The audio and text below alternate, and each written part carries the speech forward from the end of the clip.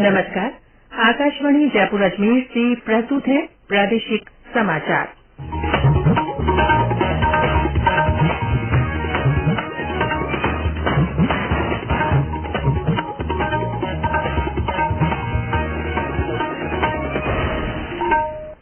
समाचारों के साथ मैं रितिका गुप्ता।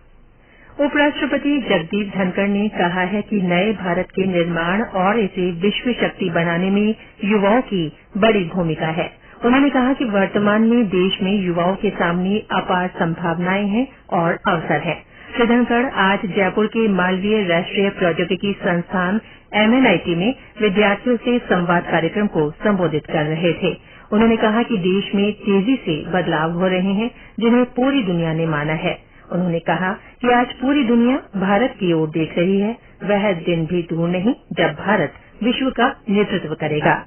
MNIT में शिक्षाविद संवाद बैठक नई शिक्षा नीति 2020 कार्यक्रम में श्री धनखड़ और विभिन्न शैक्षणिक संस्थानों के कुलपतियों, निदेशकों, प्रधानाचार्यों, शिक्षकों और विभागों के प्रमुखों के बीच शिक्षा से जुड़े सामयिक मुद्दों पर चर्चा हो रही है। इससे पहले जयपुर पहुंचने पर राज्यपाल कलराज मिश्र, शिक्षा मंत्री बीडी कल्ला और अन्य गणमान्य लोगों ने उपराष्ट्रपति और उनकी पत्नी सुदेश धनखड़ का स्वागत किया। प्रधानमंत्री नरेंद्र मोदी और अमेरिकी राष्ट्रपति जो बाइडेन के बीच हुई चर्चा में प्रौद्योगिकी सहयोग पर मुख्य रूप से विचार विमर्श किया गया। वाशिंगटन DC में श्री मोदी की अमेरिका यात्रा पर विशेष ब्रीफिंग में विदेश सचिव विनय मोहन क्वात्रा ने बताया कि दोनों देशों ने चर्चा के प्रत्यक्ष परिणाम के रूप में संयुक्त वक्तव्य में प्रौद्योगिकी साझेदारी के लगभग 25 क्षेत्रों की पहचान की है। उन्होंने बताया कि श्री मोदी ने कहा कि आतंकवाद की समस्या वैश्विक समुदाय के लिए बड़ी चुनौती बनी हुई है। प्रधानमंत्री ने कहा कि अंतर्राष्ट्रीय समुदाय के लिए आवश्यक है कि आतंकवाद को प्रायोजित करने और समर्थन देने वाले लोगों के लिए समाज की सुरक्षा और संरक्षा को गंभीर चुनौती समझते रहें और इससे बहुत सख्ती से निपटा जाना चाहिए। विदेश सचिव ने ये भी कहा कि दोनों देश इस बात पर सहमत हुए हैं कि अमेरिका भारत में अहमदाबाद और बेंगलुरु में 2 नए वाणिज्य दूतावास खोलने की प्रक्रिया शुरू करेगा, जबकि भारत अमेरिका में अपना 1 वाणिज्य दूतावास सिएटल में और 2 अन्य स्थानों पर खोलेगा।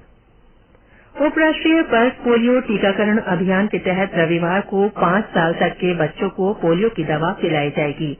अभियान की तैयारियों को लेकर जिला और खंड स्तर पर बैठकों का आयोजन किया जा रहा है। जयपुर प्रथम के मुख्य चिकित्सा और स्वास्थ्य अधिकारी डॉक्टर विजय सिंह फौजदार ने बताया कि बूथों पर दवा पिलाने के बाद वंचित रहे बच्चों को अगले 2 दिन घर घर जाकर दवा पिलाई जाएगी। बूंदी जिले से हमारे संवाददाता ने बताया कि वहां 1,87,589 बच्चों को दवा पिलाने के लिए 741 बूथ स्थापित किए गए हैं।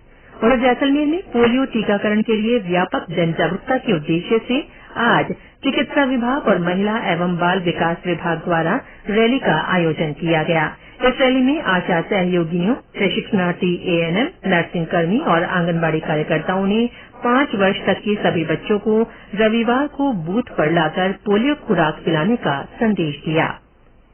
राज्य बाल अधिकार संरक्षण आयोग ने पारिवारिक कार्य या व्यवसाय में सहयोग करने वाले बच्चों के खिलाफ बाल श्रम के अंतर्गत कार्रवाई करने को बाल श्रम निषेध अधिनियम की मूल भावना के विपरीत बताया है।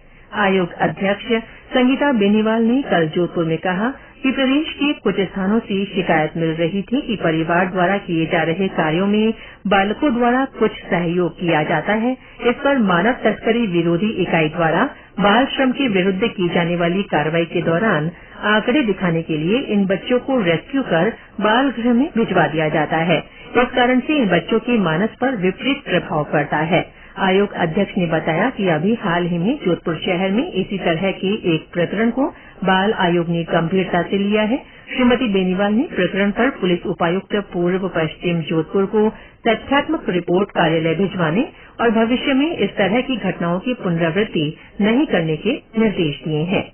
इसके साथ ही प्रादेशिक समाचार बुलेटिन समाप्त हुआ। नमस्कार।